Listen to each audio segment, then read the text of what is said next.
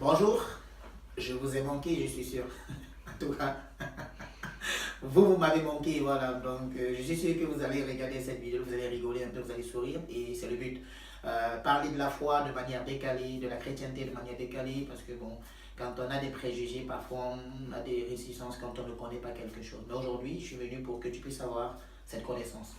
Le premier message pour lequel, en tout cas, ou le premier thème sur lequel on va pouvoir échanger aujourd'hui, ça va être la définition de la chrétienté. C'est quoi être un chrétien? C'est quoi véritablement être un chrétien? Beaucoup se sont proclamés chrétiens. Beaucoup pensent que la chrétienté, il faut s'auto-proclamer chrétien. Ou alors, beaucoup sont chrétiens par rapport à leur famille. Ils n'ont pas choisi d'être chrétiens. On leur a imposé la chrétienté. Mais la vérité, c'est que la chrétienté commence d'abord, dans ta capacité à faire la différence entre le bien et le mal. Voilà pourquoi un enfant ne peut pas décider d'être chrétien. Mais quelqu'un qui est adulte, quelqu'un qui a déjà conscience de choses, peut décider de devenir chrétien. Pourquoi? Parce que ça implique de changer de vie. Le chrétien, c'est un changement de vie. Le chrétien, c'est quelqu'un qui passe de moins à plus. C'est quelqu'un qui passe de faible à fort. Le chrétien, en réalité, c'est un petit Christ, en fait, une mine de rien.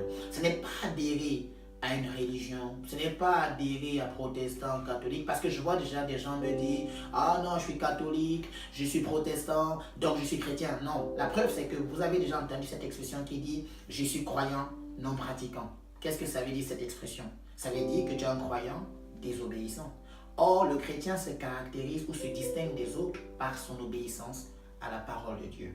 Voilà pourquoi aujourd'hui, Christ, par exemple, en venant sur ce monde, n'avait pas amené une religion, il n'avait pas amené catholique, il n'avait pas amené protestant, il n'avait pas amené, je ne connais même plus le nom des dénominations qu'on peut avoir. Mais je sais une chose, c'est qu'il est venu pour t'annoncer en fait que c'est possible en fait d'accéder à la chrétienté. Ça veut dire que c'est un choix que tu dois faire.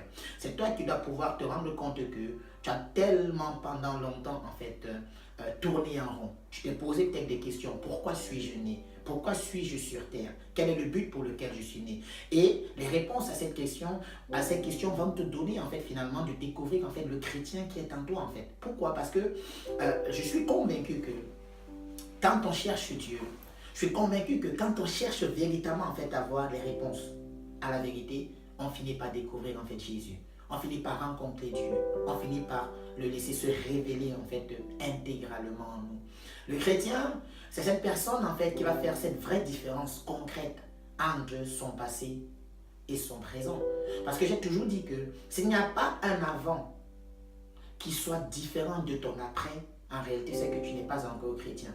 Car ça ne sert à rien comme beaucoup font en fait qui vont à l'église le dimanche juste pour se donner bonne conscience.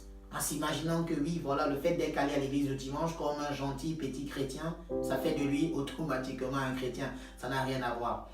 La vérité, c'est que qu'est-ce que tu retiens de chaque moment que tu passes à l'église le dimanche? La vérité, c'est qu'avec quelle phrase est-ce que tu sors pour affronter la semaine qui va commencer le lundi? Avec quelle pensée est-ce que tu veux pouvoir bâtir, fonder ta vie en réalité? Le chrétien, c'est cette personne-là en fait qui est appelée à être une révélation pour sa génération. Quand on parle de quelque chose de révélé, ça veut dire que c'est quelque chose qui existait mais qui était caché, étouffé peut-être par un passé, étouffé peut-être par tes blessures, étouffé peut-être par des difficultés que tu as pu rencontrer. Mais laisse-moi te dire une chose, ce n'est pas les difficultés que tu as vécues qui vont déterminer où tu finiras demain. Ça n'a rien à voir. En fait, si je dois reformuler, je dirais simplement que l'origine de ta vie ne déterminera jamais la destination. Tu peux changer de trajectoire. Dieu est venu dans ce monde.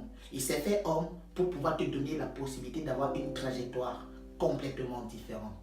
Être chrétien, c'est adhérer à Christ. C'est accepter Christ dans sa vie. C'est dire, Seigneur, je ne veux plus vivre ce que j'ai pu vivre. Je ne veux plus de mensonges. Je ne veux plus de vol. Je sais que ça semble facile à dire comme ça parce que plusieurs diront oui, mais c'est facile parce qu'on vit dans une société où tout est propice au mensonge, tout est propice au vol, tout est propice à la malhonnêteté. Mais la vérité, c'est que qu'est-ce qui va donc te distinguer des autres si tu te conformes au siècle? Tu n'es pas appelé à te conformer au siècle. Tu es appelé véritablement aujourd'hui à être quelqu'un de différent. Alors sois différent et que Dieu te bénisse. À la prochaine vidéo. Bye bye.